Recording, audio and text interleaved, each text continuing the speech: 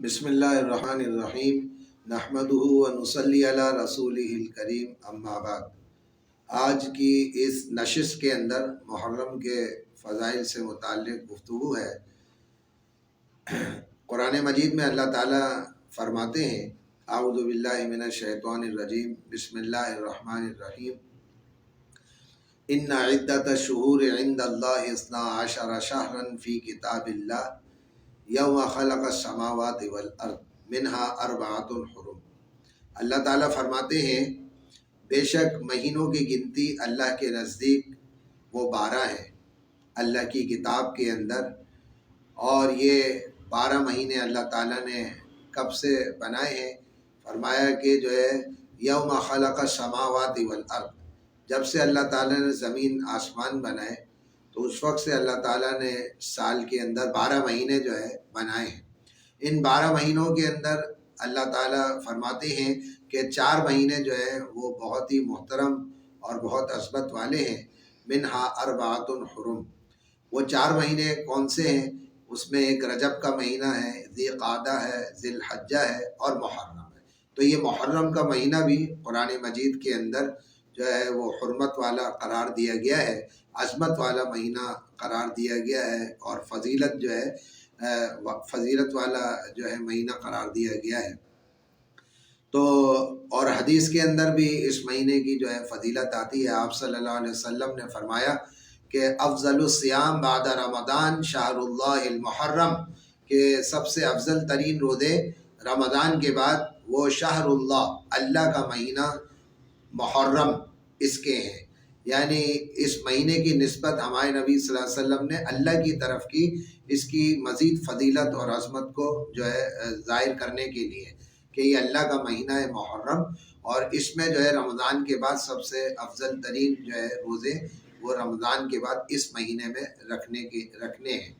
تو بہرحال یہ مہینہ روزوں کے اعتبار سے بڑی فضیلت والا ہے، اور ایک حدیث کے اندر بھی اس طرح آتا ہے کہ من صام یوما من المحرم فلہ بکل یوم 30 یوما،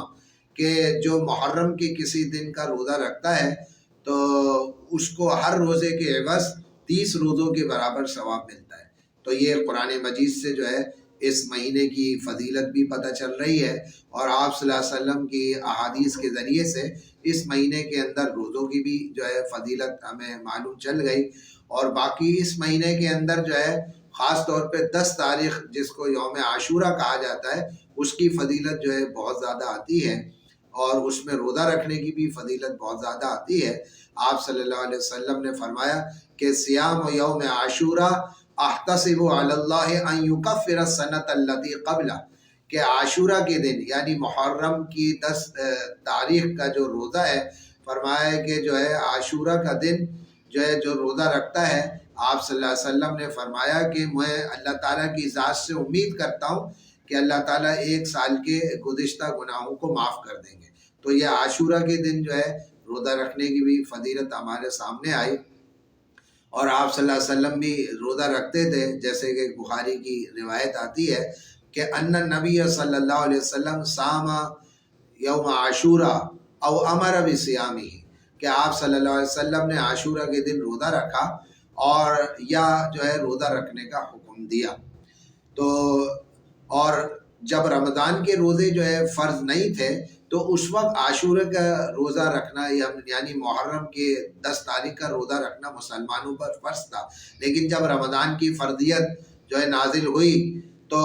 اس کے بعد سے محرم کی 10 تاریخ کی فرضیت ساقط ہو گئی۔ اب جو ہے وہ سنت اور مستحب کا درجہ ہے کہ جو رکھے گا تو اللہ تعالیٰ اس کے 1 سال کے گزشتہ گناہوں کو معاف کر دے گا۔ تو اور ایک حدیث میں بھی اس طرح آتا ہے کہ آپ صلی اللہ علیہ وسلم نے فرمایا صوموا عاشورہ، کہ عاشورہ کے دن روزہ رکھو، وخالفوا فیہ الیہود، اور اس میں یہود کی مخالفت کرو، وصوموا قبلہ یوما وبعدہ یوما، کہ اس سے پہلے ایک روزہ رکھ لو یا اس کے بعد روزہ رکھو، کیونکہ یہود بھی جو ہے وہ عاشورہ کے دن روزہ رکھتے تھے، اور وجہ یہ بیان کرتے تھے کہ بنی اسرائیل کو فرعون سے یہ محرم کی 10 تاریخ کو نجات ملی تھی، تو لہذا ہم اس کے شکرانے میں جو ہے روزہ رکھتے ہیں۔ تو آپ صلی اللہ علیہ وسلم نے جو ہے وہ کہ ہماری یہود کے ساتھ مشابہت نہ ہو، تو آپ نے فرمایا کہ ان کی مخالفت کرو، تو ایک دن پہلے بھی روزہ رکھ لیا کرو یا ایک دن بعد، تاکہ 2 روزے ہو جائیں اور یہود کے ساتھ مشابہت نہ پائی جائے۔ تو یہ ہمیں اس حدیث سے یہ بھی سبق مل رہا ہے کہ آپ صلی اللہ علیہ وسلم نے عبادت کے اندر بھی جو ہے یہود کے ساتھ مشابہت کو پسند نہیں کیا، چاہے جائے کہ اور چیزوں کے اندر مشابہت پائی جائے، یعنی ادنا سی مشابہت بھی جو ہے عبادت، حالانکہ عبادت کرنا اور روزہ رکھنا کوئی گناہ کا کام نہیں ہے، ثواب کا کام ہے، لیکن اس میں بھی چونکہ یہود کے ساتھ مشابہت پائی جا رہی تھی تو آپ نے جو ہے پسند نہیں فرمایا، آپ نے گوارا نہیں کیا، بلکہ فرمایا کہ اس میں ان کی مخالفت کرو اور تم 2 روزے رکھ لیا کرو تاکہ یہود کے ساتھ جو ہے مشابہت نہ پائے۔ تو اس میں ہمیں یہ ایک سبق ملتا ہے کہ ہم جو ہے